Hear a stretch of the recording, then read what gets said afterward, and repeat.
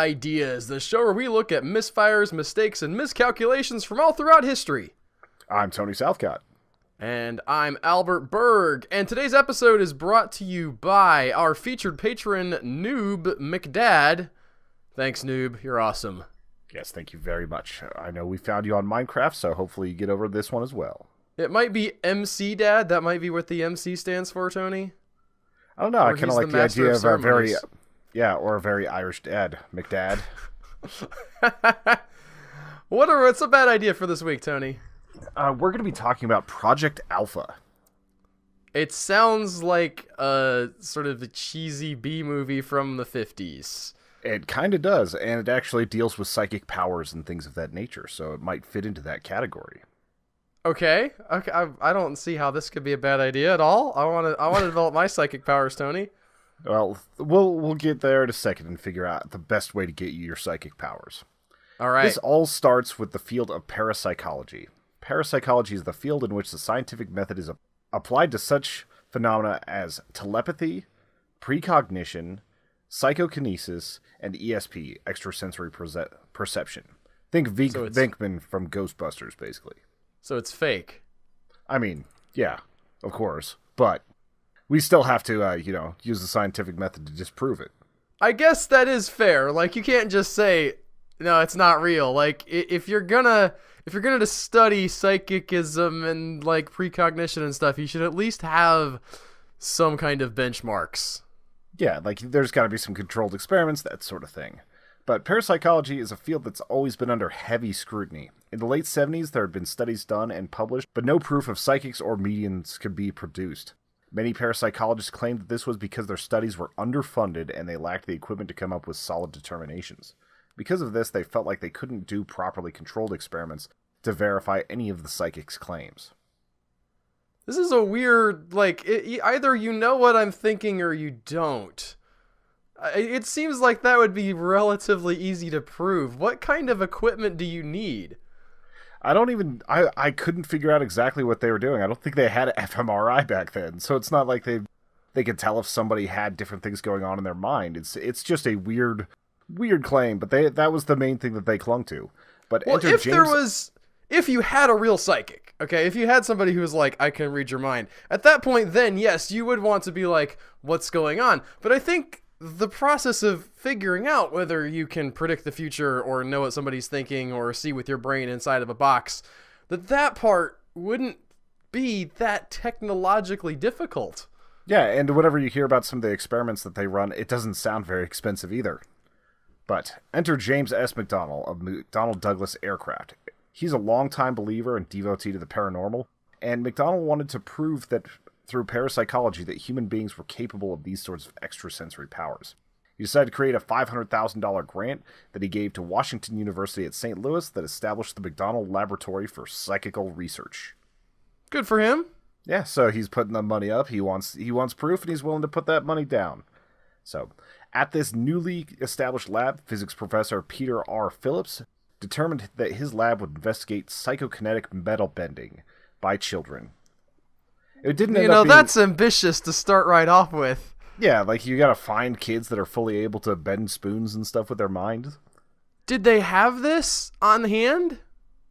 Was it like, man, we got kids all over the place that can bend spoons. The trick is finding one that can't. Like, again, this seems like such a wildly ambitious thing to start with. Not like, we're going to see if have some cards with some shapes on them and see if they can figure out what the shapes are without looking at the cards. It's like, we're going to bend metal spoons, man, like in the Matrix. Well, what? Also, the reason why he chose children is that he believed that children were less likely to lie about that. And I don't think that person has ever met kids. So kids are honest in a very specific kind of way. Yeah. It's not like they're incapable of lying. They just don't care really what you think about them. Yeah, it's just a different type of thing there. It was at this point that noted magician, skeptic, and debunker James Randi took an interest in the project. Randi had been skeptical of the results from some parapsychologists. He wanted them to work specifically with mentalists, magicians, and conjurers that would be able to help these scientists understand if they were being deceived or if what they were looking at was straight up legitimate.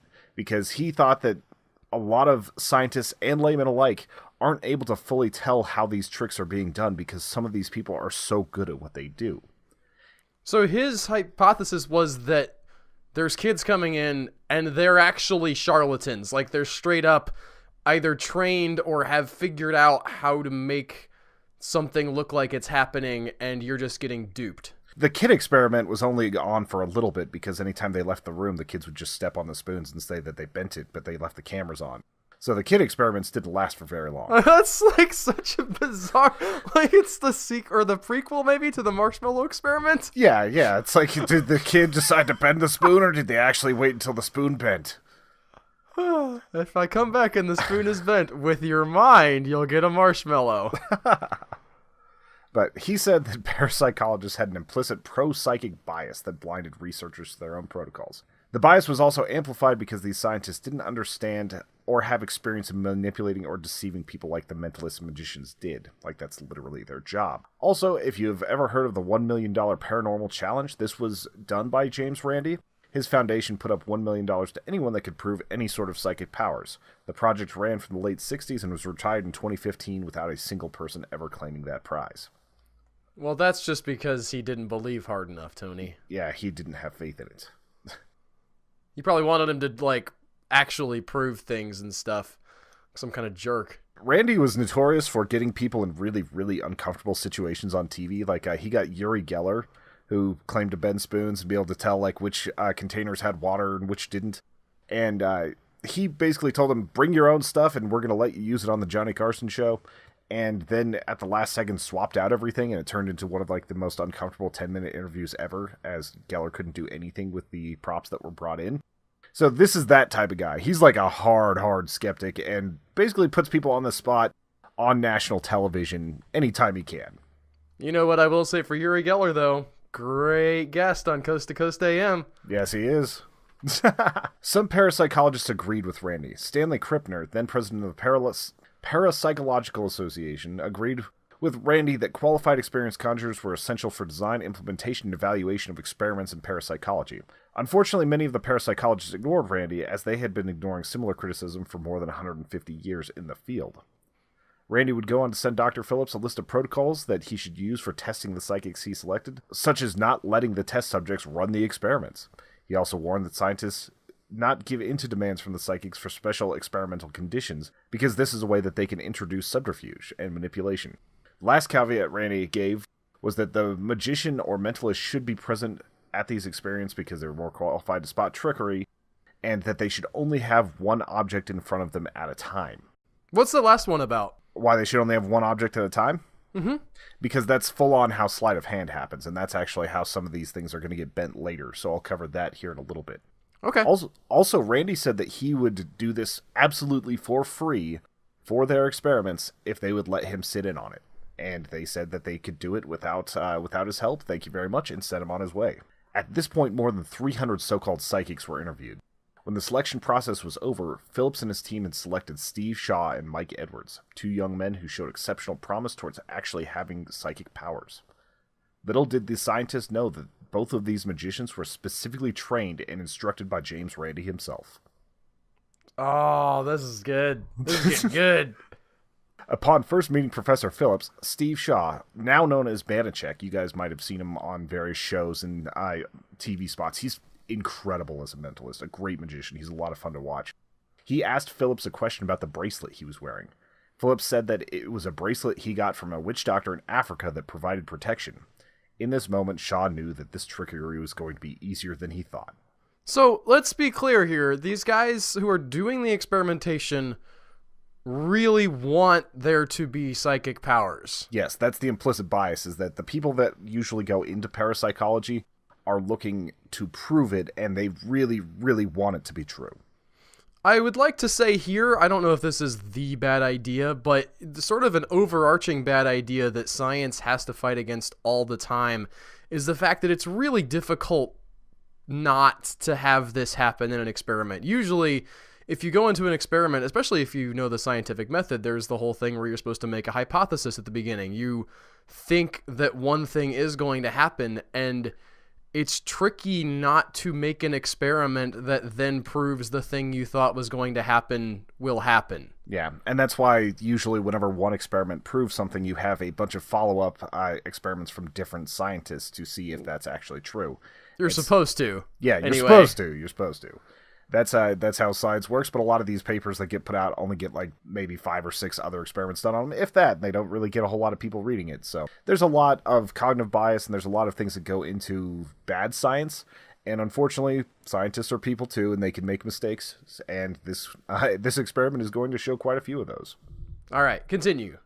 On the way from the airport, Shaw noticed a briefcase in the car. He pulled it over and found it was locked. After picking the lock, the briefcase was filled with silverware for the experiment. As a demonstration of his powers, Shaw bent all of the silverware by hand, locked the case, and put it back where he found it. During this time, there was a new idea called spontaneous psychic kinesis, in which things spontaneously bent or move around when psychics are near, sort of like a hiccup in their abilities. This immediately had Phillips thinking it was real. His students were a little more skeptical. Well, so the guy who's teaching them is like, "Oh, I'm on board," and the students who are there to learn are like, "Wait a minute, professor, shouldn't we I don't know, get a different briefcase that he can't open or doesn't know about?" Yeah, well, that's what they actually decided to do next. One of the things that you'll immediately notice about Steve Shaw in videos is that he notices everything. This guy's brain is like kicked into overdrive all the time. He's looking for cues. He's putting things into your head with the way he's using hand movements, all sorts of different things. And he's looking at any possible method to aid in his tricks. In the experimental rooms and the rooms around it, he noticed that there were really oddly placed pieces of metal. Coins under VCRs, forks in random drawers, things of that nature. So, whenever the students were out on their lunch break, he would make sure to disrupt every one of these. And that was all it took to get the students on his side. This guy's clever. I feel also compelled to say that at this moment that while I may be very skeptical about actual psychic ability, let us not be limiting in what the human mind actually is capable of, because we can do some pretty incredible stuff. If you want to see an example of the mentalist powers this guy has, you search for Joe Rogan Questions Everything Banachek, and there is some insane stuff that this guy can do. He puts 2 coins over his eyes, has someone duct tape them down, has a random person in the audience pull a dollar bill, and he will straight up tell you the serial number off of it. I don't know how the hell he does that. I don't know how he does a lot of the things he was doing on that show, but he straight up tells you before it gets started. He's like, this is just flat out a trick. There's no psychic things happening. I'm doing this based on your cues. And it's very interesting. There's a great Netflix magic special that came up as recently as well about magic for real people, or I want to say magic for humans. And there was a lot of stuff in there. I was like, that's incredible. I have no idea how he did that, assuming that it wasn't faked on the show. But I trust them. I trust the magician to want to actually do the trick. Yeah, and some of these guys are they're incredible minds, and it's not extrasensory power, but it definitely takes a very, very good mind to pull some of this off. And I can't even imagine how much practice. There's so much that goes into that. Yeah. Whenever you hear Penn and Teller talk about the amount of time that goes into a single new trick, you realize that you have to be incredibly dedicated to just get a few decent tricks. So it's always interesting to see what magicians can do. It was at this point that scientists showed Shaw and Edwards the list of 13 caveats that Randi had written himself. One of the scientists said, "We know it would make you uncomfortable if we followed these, but we want you to be comfortable, so we're not going to." Wow. Science, guys, come on. It's not like a Motel 6. I'm not sure the Motel 6 cares that much about your comfort. Yeah, that's true. It's like, we want your $40, get out. One of the biggest caveats was to only have one item at a time being used, as well as having invisible and visible dual labeling on the objects. During tests, these specifically measured spoons and forks had proper tags on them. And the way they did it, they would take calipers, they would measure the arch in a spoon or a fork or various other small parts of these objects, and they would take them after they had these sort of psychic interactions and measure to see if anything had changed with them. Using sleight of hand and very subtle trickery, all Shaw had to do was switch the labels so that every time they measured these utensils, things were slightly off. There were differences of millimeters here and there, and a lot of times during these tests, he would lean over the table to grab one, put his elbow on a fork, and just smush it down a little bit. So it's just all like sleight of hand, easy to pull off types of stuff, and he only had to alter it a few millimeters, so it didn't take that much effort. I've seen him actually do incredible tricks where like he holds the spoon up and it'll twist around like 3 times, and I still don't know how he does that, especially because whenever they handed that spoon to somebody else, this being Joe Rogan, who's full-on meathead giant, he had a hard time untwisting the spoon. So the guy has some major tricks, and I can understand why they would do it. I'm just so surprised that they, on video, just straight up didn't pick up anything that was happening here for a while. I love that they're so fixated on spoons. Like, it's not any other metal that they bent could like really catastrophically change the world around them, but like, no, their watches work just fine. Like, they haven't bent any of that metal. Well, their cars are ticking along just great. They haven't messed with the like the valves or whatever. It's just spoons and stuff. Well, they did actually test some things with car fuses. Okay. Like they would spoke too soon. Yeah, like Sean Edwards were testing using car fuses in which they were supposed to hold the fuse and using their abilities tell the scientists the exact moment that the fuse blew in their hand. In reality, they were using the same exact fuses every single time, and they weren't labeled, so using sleight of hand, they just swapped it out with one of the broken fuses and then handed it to the scientists. Wait, so were they also supposed to be, like, blowing the fuse with their mind? Yeah, they were supposed to blow the fuse with their mind. In my head, the way they were doing this experiment was they actually had a current going through the fuse, and they were turning it up and turning it up and turning it up, and when it popped, the psychic was supposed to say, oh, it just went out, like I can tell. No, they were just holding it in their hand and using their psychic powers to pop the fuses. So they would just hand them spent fuses that they had. Okay. And it wasn't, like, they also had a few different things. They had this sealed transparent globe, and there were a bunch of small bits of paper on the inside, and they were supposed to make things move in the globe. There was a time where Shaw wasn't able to do this for like a month and a half, but then he noticed the container was being removed to replace the object within. During one such event, he took the opportunity to roll up a small ball of metal foil and drop it into the circular ring, and to cut a surface into the table that allowed it to have just the slightest bit of air going into the globe. This introduced a small gap under one edge, and they could blow to cause the paper and the things inside of the globe to move. Even all of these experiments that they're designing, it's like these guys have literally never gone to see a magician before. Yeah, it's all so simple. It's like, have multiple cameras, check your work, see what's going on. Well, it's not even, I'm not saying that, obviously the things that the magicians do are complicated. Like, they're wondrously complicated and fun to, like, I don't know how they did that, I can't figure it out. But my brain does not then go to, must be a real psychic. Yeah. And this is where they almost started getting sloppy, where it kind of became a joke to them. Sean Edwards were so thorough that they would leave windows unlocked during the day, come back at 4 a.m, and then bend all the metal in the building, change all the experiments, and then just kind of walk out and come back the next day. So they weren't even on the premises. They were just like dreaming psychic stuff about the building in the researcher scenario. I think it was more that they were prepping it for whenever they came in the next day. Oh, so they would like point at a drawer that they knew had a bent spoon in it and just be like, Kazam! Yeah, they'd be like, I felt it. You might want to check that drawer, like that sort of stuff.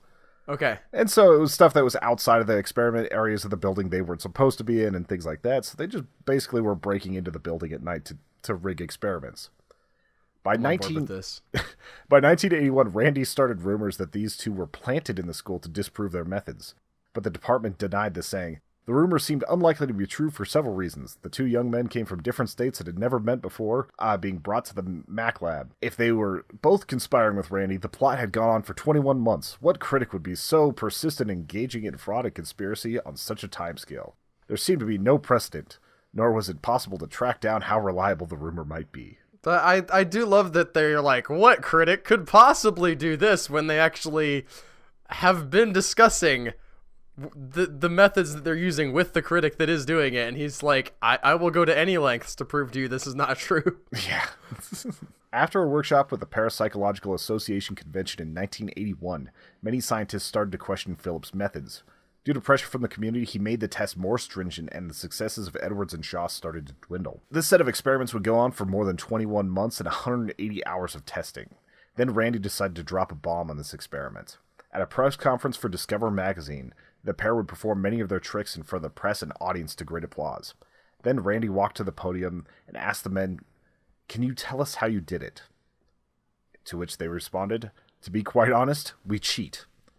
And the crowd just gasped, and the secret was fully out. Like, there was just an uproar of people, both confused, amazed, and you could definitely hear some laughing that was going on in the background, too. Randy had set up... I would have been the one laughing. I would have been I'm tickled right now that these guys, for a year and a half, more than that, actually. Yeah, 21 months, so just a little shy of 2 full years. Sat in this... And you got to imagine, for that year and a half, it must have been a magical time for parapsychology. You're like, we have proof. We've proved it. Like, we are going to be, like, famous. People are going to read our books. Like, it was... Well, they're publishing papers, right? Yeah. They're in, like, actual academic journals with, like, take a look at this, guys. I told you psychics were real. That Discover magazine press conference was for a scientific journal, too. So it's like they're doing that in front of, like, the people who do the peer reviews and everything else. Well, at least they got a good show. Randy had set up these scientists to prove that they needed experts out of the scientific community to help come up with better experimental methods for debunking fraudulent psychics. Randy, Shaw, and Edwards would spend a considerable amount of the time for the rest of their careers exposing frauds, everything from psychics to faith healers. And like I said, they are very public about a lot of this exposure. They will straight up just tell, like, they will put people in the most uncomfortable possible positions. Sometimes they do it on TV, sometimes they do it in podcasts. They do a lot of different ways of doing this. And Shaw, who is actually now Banachek, like I said, has done amazing things, runs his own show, and he's one of the more interesting ones I've ever seen. Like, I don't understand any of the tricks he's pulling. I just know that he will straight up tell you that it's fake. To which there are actually a lot of people out there that think that he's a real psychic saying it's fake so that he can get more attention. It's bizarre. Yeah, I don't know how that works. If I was a real psychic, I would just... Even if I wasn't a real psychic, I might tell people I was. Lots of people have that weren't. But the bad idea here is basically going into a science experiment with preconceived notions on what you want to prove and not being willing to go the extra mile to make sure that you are doing your experiments properly. Like, it's pretty simple here. Some would say it was a bad idea to go and do this, that there was a lot of malice behind what they did and that they ruined a bunch of careers. But it's like, if you're not going to apply the methods that you've dedicated your life to improving this just because you're excited, then you weren't really doing the science correctly anyway. I would also say, just as a supplemental bad idea, don't go toe-to-toe with the magician. Those guys are incredibly disciplined, and they're incredibly patient. There's a great book about magicians that I've read recently called The Magician and the Card Sharp, about this guy who wanted to learn this one specific card trick from a guy who was just using it to cheat at cards. And one of the tricks that he did was based on the fact that he bought his way into a men's suit factory and planted a particular card in the lining of all the suits so he could do a trick where he had that card come up and then he could cut that suit. If every time he saw one of these suits, he knew that he could do this trick where he would cut the card out of the lining of the suit. That is forward-thinking dedication right there. These guys are not stupid. No. Just be happy that a lot of them are doing it for entertaining and entertainment, not to con you. Exactly. There's got to be somebody out there who's using that for evil, but, like, the ones we get to hear about are the entertainers. Yeah. So I think that's pretty much everything I have on Project Alpha. I don't know if I was clear about it. Project Alpha was actually what Randy called this experiment. Like, his Project Alpha was to prove that you need to have these people in there. Okay. So that's all I have on this. Thank you guys for listening. Thank you for being patrons. Thank you for spreading the word about bad ideas.